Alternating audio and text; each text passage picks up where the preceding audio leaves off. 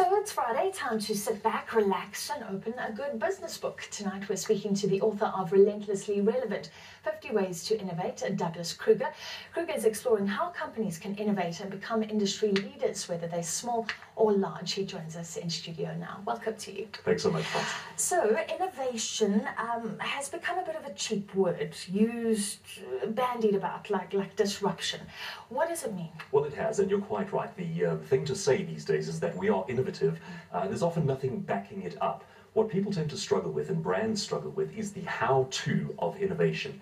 And really, in many cases, it's quite simple. They're just different patterns of thinking and different questions that need to be asked. But we need to understand where those starting points are, rather than simply using it as marketing hype. Unlike disruption, it doesn't have to be a fundamental turnaround. It can be something incremental, and you seem to be pointing out that this has to respond to what customers want. Quite right. And also, it doesn't have to be expensive. You know, when we think innovation, the first thoughts that tend to spring to mind for most people are expense, apps and technology. And in fact, in most cases, innovation really is just about asking a different question. A very simple example, Virgin Atlantic recently launched an innovation in South Africa where the radio ad simply said, don't you hate the fact that you have to pay for your plane tickets in full before you can apply for your visa? They then announced that they were an airline that would fully refund your air tickets if you don't get the visa. Now that's an innovation just by looking at the pain that customers feel in dealing with them. It took no money, just took asking the right question. So that just makes your life simpler. Absolutely. There are these horror stories. Let's talk about big companies now. One I heard about, a massive plane was built. Nobody realized that it wouldn't land on most runways in the world, though. And it seems like you're enforcing this philosophy that you should do incremental changes that can be tested before you kind of throw all your eggs into one basket. Yes, absolutely. And in fact, what I've tried to do in the book is to give 50 different ways to innovate. I feel that often the theories around innovation run the danger of an either work or do not work scenario. So what I've tried to do is say, here are 50 different ways of accessing this complex ball of twine that we call innovation. Here are 50 different levers. Some will work in some industries, others will work for, in different scenarios. And I paint the pictures about which kinds of organizations should try which patterns of thinking. So you're a small business. Could you say this should relate to very small businesses on the side of the road? What are the options that they have? Give me a few. Well, it runs the gambit of thinking, but let me share with you one principle that would work as well for, say, a mom and pop store as it would for a large multinational. I have a principle, an exercise that I call burn down the building. And the basic concept is, take the infrastructure which you're using to deliver the service that you deliver to your customers. Take it out of the equation and challenge yourself to answer the question, how could you provide the same service without any of the previous infrastructure? Now, what this does is it forces you to be a little bit creative about how you do what you do. And perhaps even more valuable than that, it forces you to see threats. Because we tend to get stuck in the way we do a certain thing. If someone else looks at it and says, well, I can see a cheaper way of doing that, that's a massive threat to our business. But by doing the burn down the business building exercise, we tend to see our way around that. Well, how could this help?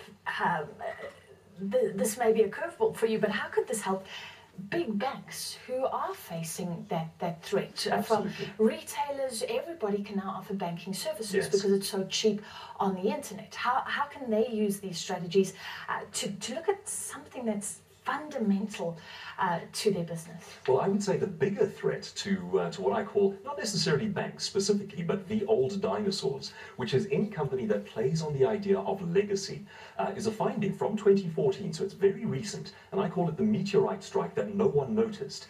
The outcome of this finding is that South African consumers no longer care about legacy. In fact, in many instances, they associate it with negative things like being outdated or being a part of the apartheid system. And what we are responding to now is, how are you innovating into my world?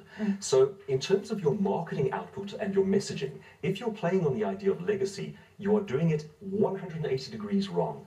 We actually need to be talking about how to innovate into people's lives today. And that's very different thinking for, as you say, the big banks or any large company in South Africa. So those ads like Volkswagen with the old first Mini, they're cute, but they're cute, but they're people not are no hitting the longer mark. responding to There are a couple of exceptions to this. It was a Yellowwood survey that found that among some of the brands, like say an Omar Rusks, they can get away with it. But anything to do with technology, services, retail, sales, they simply can't anymore.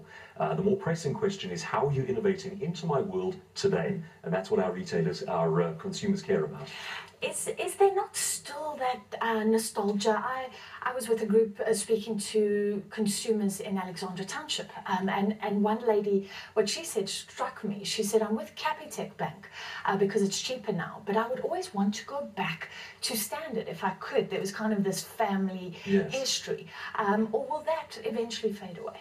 Well, the interesting thing is that she is, in fact, as you say, with Capitec Bank. So even though there is the sentimental attachment to a big brand, it's not translating into business for the big brand. One interesting contradiction to that, I have quite a fair amount of input in the book from the head of BMW South Africa. And I posed the question to him, how did you come out as a top brand in South Africa, given that you are almost 100 years old? They're essentially a legacy brand. And he says the clue is in the tagline, sheer driving pleasure. It doesn't reference themselves. It references what they do in the lives of their consumers. Implied in the tagline is the word your sheer driving pleasure. Okay, 50 ways. Give me some more ideas if the small business owners out there. Okay, fantastic. I'll give you a simple one. In fact, two back to back. One is make it 10 times better, and the next one along is make it 10 times worse. So the 10 times better one. You look at, for example, how Sony and companies like that got caught in the video game war. And that's the 10 times better model. They're playing and creating games now that can take up to a decade to play. So it is incredibly complicated, incredibly rich. Then you get the opposite of that coming along, Angry Birds. It's the simplest thing you could possibly hope to create. It's stripped down to bare fundamentals, and it has been downloaded billions of times. Love it. So sometimes it's actually a case of taking what you do and decluttering it, making it much simpler, and I say making it worse.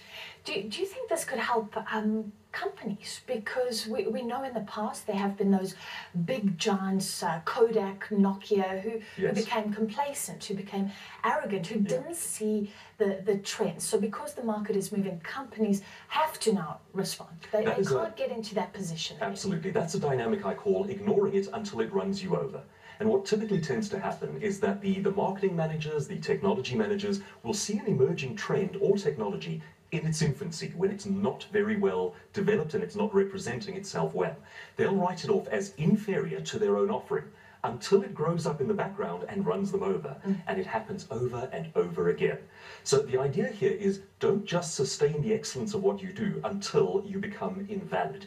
And in fact, you actually need two different groups of people working within organizations. You need those who are optimizing the systems and keeping things running well, but running seemingly contradictory to them. You also have the innovators who are trying to shake things up. So you need the optimizers to keep it perfect until we dump it and do something else. Final question. This seems to be driven by consumers, but what do you think of South African consumers? A lot of experts say we're not that sophisticated. We're not putting pressure on companies to respond to our needs. I had a cell phone company phone me and say, can we offer you this new package, which would have actually cost me more. So it seemed like they were reaching out, but it wasn't. And the irony of someone calling you on your cell phone and saying, would you like a cell phone contract? It seems bizarre, doesn't it? Well, there are certainly pockets of excellence in this country among the consumers and on the retail side. And I think by and large, we're not a very sophisticated market, but we're getting there extremely quickly.